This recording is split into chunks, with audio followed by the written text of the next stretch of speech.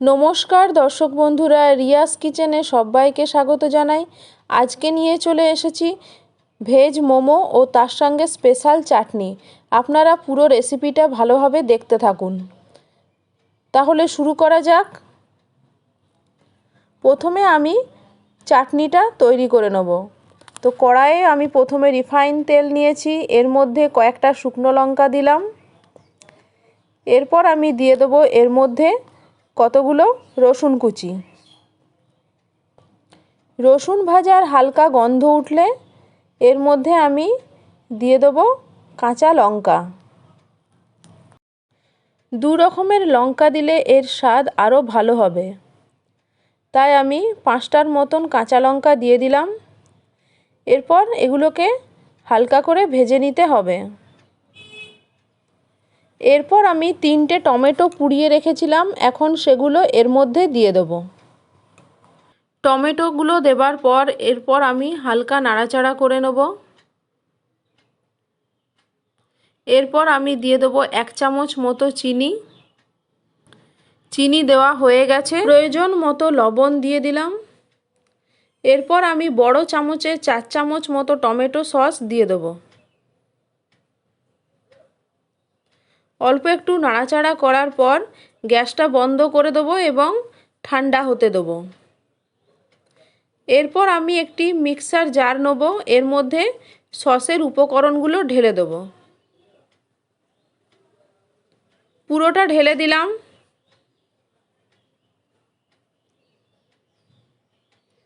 এরপর আমি এর মধ্যে মেয়োনিজ দেবো। আমি 2 চামচ মতো মেয়োনিজ এখন এর মধ্যে দিয়ে দেবো।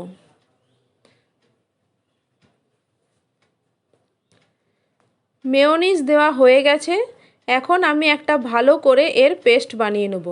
ব্যাস, চাটনি রেডি। এই চাটনিটা খেতে অপূর্ব হয়, আপনারা প্লিজ বাড়িতে ট্রাই করবেন। এরপর মোমোর জন্য ময়দার ডোটা বানিয়ে নেব।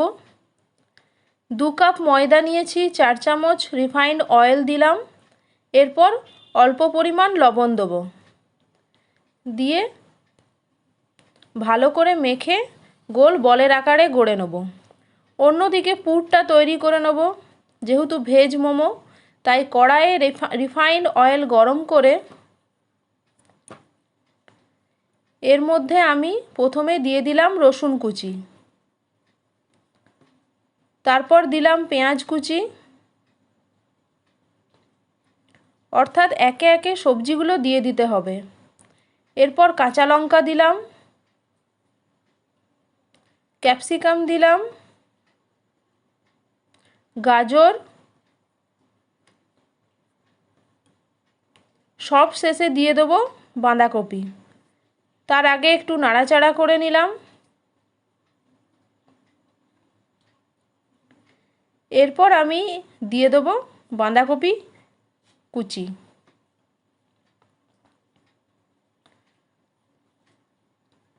সমস্ত সবজিগুলো দেয়া হয়ে গেছে, এখন আমি খুন্তি দিয়ে হালকা নাড়াচাড়া করে নেব।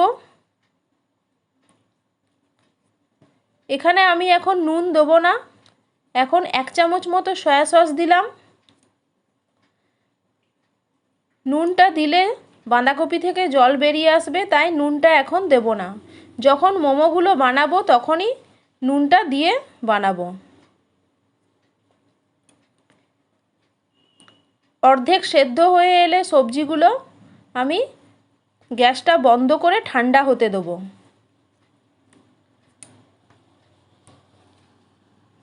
এখন সবজির পুরটা ঠান্ডা হোক। অন্যদিকে বলের আকারে ময়দার ডোটাকে গোল গোল করে বানিয়ে নিয়েছি। এদিকে পুরটা ঠান্ডা হয়ে গেছে, এখন এর মধ্যে আমি গোলমরিচের গুঁড়ো দিলাম ও প্রয়োজন মতো লবণ দিয়ে দিলাম, দিয়ে অল্প একটু নাড়াচাড়া করে নিলাম। ব্যাস, পুর রেডি। এবার লুচির আকারে বেলে নিয়েছি। এবারে কি করে মোমোটা বানাচ্ছি সেটা আপনাদের দেখাবো। প্রথমে একটা লুচির মধ্যে 1 চামচ মতো ভর্তি ভর্তি পুরটা নিলাম। আমি অনেকটা পুর দিয়েই বানাচ্ছি যাতে এটা খেতে ভীষণ টেস্টি হয়। তো মোমো বানানোর সবথেকে সহজ পদ্ধতিটা আমি এখন দেখাবো। প্রথমে লুচিগুলোর মধ্যে পুরটা নিয়ে ফোল্ড করে নেব, তারপর দুদিকটা এরকম করে মুড়ে দিলাম। ব্যাস একটা মোমো আমার রেডি হয়ে গেল। আর একটা মোমো আমি দেখিয়ে দেবো। আবার একটা লুচি নিলাম, এর মধ্যে আপনি একটু জলও লাগিয়ে নিতে পারেন। এরপর আমি 1 চামচ মতো পুরটা দিলাম। এরপর আমি লুচিটাকে ফোল্ড করে নেব। ফোল্ড করে নেবার পর দুদিকটা মুড়ে দেব। এটাই আমার মনে হয় সবথেকে সহজ পদ্ধতি। এইভাবেই আমি বাকি মোমোগুলো গড়ে নিয়েছি। মোমোগুলো তৈরি হয়ে গেছে। এখন আমি একটা মোমো মেকার নেব। তার মধ্যে 1 লিটার জল দিয়েছি। জলটা ফুটতে শুরু করলে মোমোগুলো এর মধ্যে দিয়ে দেবো। মোমোগুলো দেওয়া হয়ে গেছে মোমো মেকারের মধ্যে। এরপর আমি ঢাকা দিয়ে 15 মিনিট মতো জলটা ফুটিয়ে নেব এবং ভাপে আমার মোমোগুলো সব রেডি হয়ে যাবে। তো ঢাকা খুলে দেখে নেব। দেখুন কি সুন্দর মোমোগুলো তৈরি হয়ে গেছে।